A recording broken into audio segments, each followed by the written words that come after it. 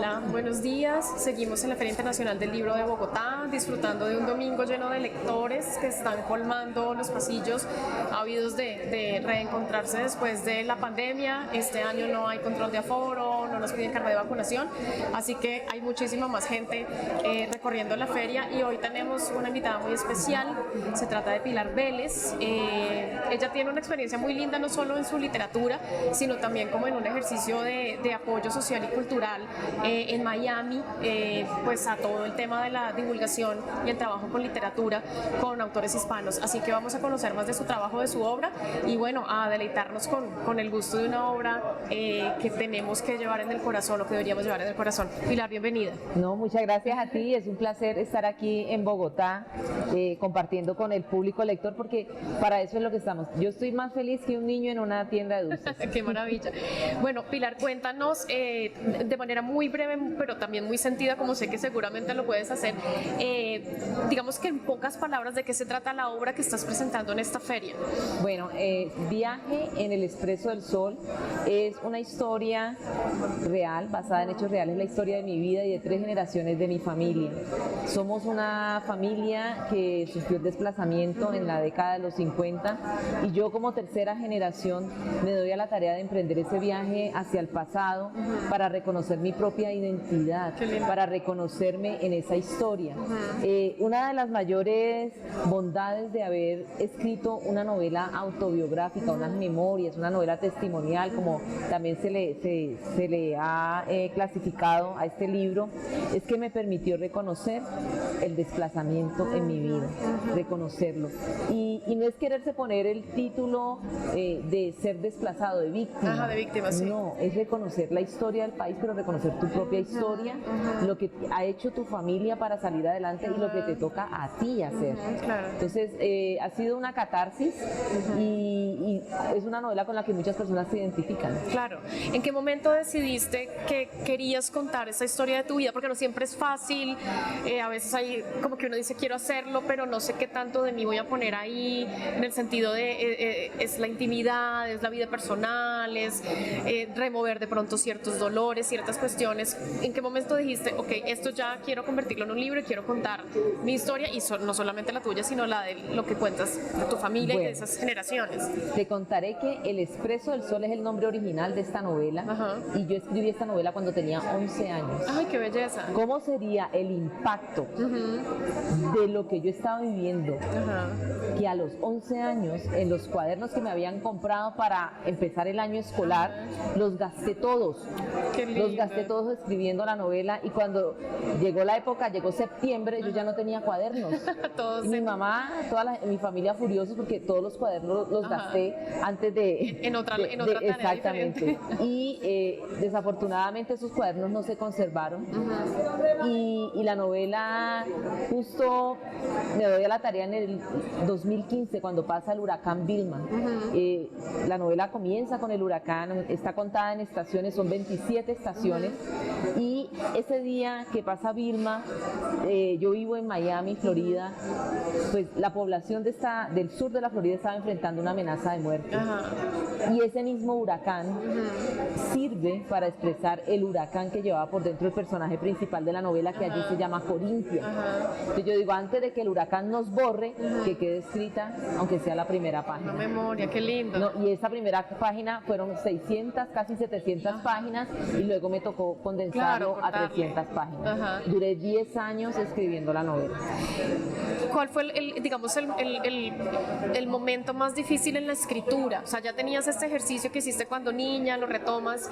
¿Qué fue lo más desafiante en esa escritura de algo tan personal y tan doloroso y que representaba tantas cosas para ti? Fue muy difícil. Mira, primero te confieso, creerse uno con el derecho de contar la historia de su familia. Violar ese principio de que la ropa sucia se lava en casa, no la cuentes. Hay un crimen en la novela. Mi abuela me hizo prometerle que ella me contaba, pero que yo tenía que esperar a que ella muriera para poder publicar la obra, porque ella nunca delató a los criminales. Y yo los conocí, luego yo los encontré haciendo una investigación en la Universidad del Valle. Cuando yo voy y me encuentro con los nombres, digo yo, pero abuela, yo conozco a estas personas. Y me dicen, ahora sí entiende porque yo me callé.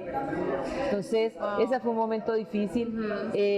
Lo otro es que el personaje que, tú me preguntas, ¿cuál es el personaje antagónico de esta historia? ¿Es el sistema? ¿Es la violencia? Entonces, allí también los personajes antagónicos son las personas que han recibido el impacto de la violencia, y una de ellas es mi abuela. Entonces, es Corintia, la niñita que a los 7 años llega a la casa de la abuela a tocar la puerta y la abuela la repara de arriba abajo y dice, ay, ahora sí se desgració mi hija, siendo madre soltera de una niña, y yo reparando a esa señora que me miraba tan feo, y desde ahí empieza el conflicto con mi abuela. Entonces, enfrentar el conflicto desde la escritura, las muertes, contar la violencia, como, mira, mi familia es vallecaucana, contar esos hechos tan desgarradores de estas familias que me compartieron sus testimonios de cómo encontraban a sus seres queridos mutilados, las masacres, y escribirlo fue muy doloroso, fue muy doloroso. Y uno de los capítulos que tuve que escribir no sé cuántas veces fue la muerte de mi padre. Fue la muerte de mi padre, porque, y es tal cual la novela, mira, la novela es 100%. Habrá una que otra licencia literaria en los nombres, en algunos escenarios que tuve que recrear, pero la historia, el hilo histórico que cuento es real, son testimonios de personas y de mi propia familia. Una de las escenas, la muerte de mi hermanito. Como no hay fotografías de mi hermano, me tocó inventarme una fotografía mental y contarle a él cómo fue su corta vida, y quién fue mi papá, y quién fue su papá, y por qué él no está vivo. Entonces, es una catarsis y es un viaje muy humano. Nos salimos un poco de lo que son las estadísticas de la violencia en Colombia para poner los rostros, para entendernos como sociedad. Eso es lo más importante, eso hay que hacerlo. Y entonces, al respecto, quería preguntarte ¿cómo ves la literatura que se está haciendo, no solamente en el país, literatura hecha por colombianos y colombianas, estén dentro o fuera del país, cómo está hablando la literatura sobre estas problemáticas, sobre el desplazamiento, sobre los migrantes, sobre la violencia? ¿Cómo ves tú que la literatura está aportando a esa conversación y a que se miren las cosas de otra manera? Muchísimo, muchísimo, porque fíjate, el drama colombiano sirve de modelo en muchos aspectos para otras naciones que están enfrentando otro tipo de males o el mismo mal de la violencia. Entonces, ya Colombia tiene una experiencia, tiene una resiliencia, tiene una historia de superación, tiene una historia de reparación, de memoria histórica, y esta historia colombiana no solamente sirve para crear historias y obras que vemos en la pantalla, sino a nivel sociológico, antropológico, y los colombianos estamos escribiendo desde esas miradas. O sea, no solamente las miradas del conflicto como tal, de las novelas que desgarran, las novelas a veces hasta amarillistas, para nosotros es nuestra realidad, pero llega una novela, otro capo de la droga, otra matanza en Colombia. Nosotros, la generación de ahora, estamos escribiendo desde un punto de vista muy humano. ¿Cómo lograste darle esa sensibilidad a la obra? Uno, supongo que porque lo viviste tú directamente, pero ¿cómo logras que la literatura de todas maneras se cuele de una forma narrativa, justamente para que sea literatura, que no sea un reportaje, sino para que tenga ese aire? ¿Cómo manejaste el lenguaje ahí? ¿Cómo logras darle ese tinte que finalmente termina sensibilizándonos, sin lo que tú dices, sin ser amarillista, sin ser panfletario tampoco, sino que realmente se sienta como literatura? ¿Cómo logras hacer ese ejercicio? Es uno de los retos que tiene esta historia, porque fíjate que cuando se hace la investigación, porque al fin y al cabo es una novela histórica, pues hay mucho dato, y tú lo quieres poner todo. Claro, porque además eso le da peso también a la historia. Sí, y aparte, por si se me olvida cuando me pregunten, Natalia, ahí está escrito. Pero esta novela no es un libro de historia, no es un libro de estadística. Exactamente. Es una novela testimonial. Entonces, después de que pasé el trabajo de escribir el montón de páginas, fue darme la tarea de quitar lo que se desviara desde el punto de vista humano de lo que yo quería mostrar. Entonces sí fue un ejercicio bien delicado, muy delicado la verdad, y la gente me pregunta, ¿por qué botaste las otras páginas? ¿Qué vas a hacer con las otras páginas? Y yo, no, eso no importa, lo más importante está en esta novela, me quedo en la segunda parte. Dicen, ¿qué va a pasar con Corintia? Porque Corintia, la novela, llega a un momento en que ella perdona a su abuela, esta es la parte final de la novela, encontrar el perdón. Pero cuando Corintia perdona a ese ser, se perdona a sí misma y florece. Y eso creo que es un mensaje muy lindo que en este momento necesitamos más que nunca, ¿no? Es decir, es hacer un llamado desde la literatura mezclada con esa realidad que creo que debe ser un llamado muy, muy, muy lindo. Y también entonces quería preguntarte sobre el trabajo que haces con los escritores en Miami, qué hace tu organización y cuáles son los grandes logros, cómo se está trabajando con esos escritores que están, digamos, al otro lado, que están lejos, pero que nacieron en esta región. ¿Cómo ha sido ese trabajo y cómo ves tú la literatura hispanoamericana o latina que se está haciendo en Estados Unidos? ¿Está conectada con las raíces? Sí. ¿Cómo funciona? Sin duda, sin duda. Mira, tenemos, por ejemplo, uno de los exponentes es Marco Roballo. Marco vive en Texas y escribe sobre Colombia. Y escribe sobre, no solamente Colombia, la historia latinoamericana, ¿verdad? Entonces, a pesar de que estemos en otra frontera, estamos escribiendo de la historia que hemos vivido de nuestras raíces. Estamos llevando esta historia a otras comunidades que la desconocen y en otros idiomas también. Entonces, estamos sirviendo de puente cultural, y hay muchas personas que van a aprender de, por ejemplo, de lo que es el desplazado, lo que sufre una familia de desplazados en Colombia a través de mi historia. Entonces van a ver un sentido diferente a las noticias que aparecen en el New York Times, en el Washington Post. Dicen, mira, esto es un tema delicado, ¿viste lo del desplazamiento? ¿Y quién no es desplazado en esta época? Estamos hablando de, por ejemplo, en la nación, en Estados Unidos, Canadá, ¿cuántos inmigrantes llegan todos los días? Y llegan por violencia, llegan por pobreza, llegan por enfermedades, por persecución, porque el que está feliz no se quiere ir. Exactamente. El que deja todas sus raíces, su familia. Lo que eso implica. Sí, el que tiene recursos se va de viaje de turista, pero no a quedarse en otro país donde no habla el idioma, donde no tiene documentos, donde si es un profesional le toca empezar lavando platos en un restaurante o manejando Uber. Entonces, estas realidades de las que estamos hablando yo pienso que son necesarias, y desde mi organización, pues te cuento, Mi Libro Hispano está cumpliendo su 8º aniversario. Yo llevo 20 años impulsando lo que es la cultura, especialmente la literatura hispana en Estados Unidos, y la organización Mi Libro Hispano es sin ánimo de lucro. En la actualidad tenemos aproximadamente 200 tantos escritores de diferentes países. Acogemos los 23 países donde se habla español, y uno de los pilares de esta organización es la inclusión. Y te voy a decir cómo se conectan las piezas, ¿no? Al ser yo la fundadora, creadora, yo viví lo que es la discriminación. Yo vi la discriminación de mi familia, porque en la época de la violencia mi familia era liberal. Claro, eso era muy fuerte. Entonces, radical. Yo sufrí lo que fue a costa de tu vida. O sea, mi familia tuvo que huir. Yo tengo familia en Valledupar, La Guajira, esparcida, y eso fue a raíz de la violencia.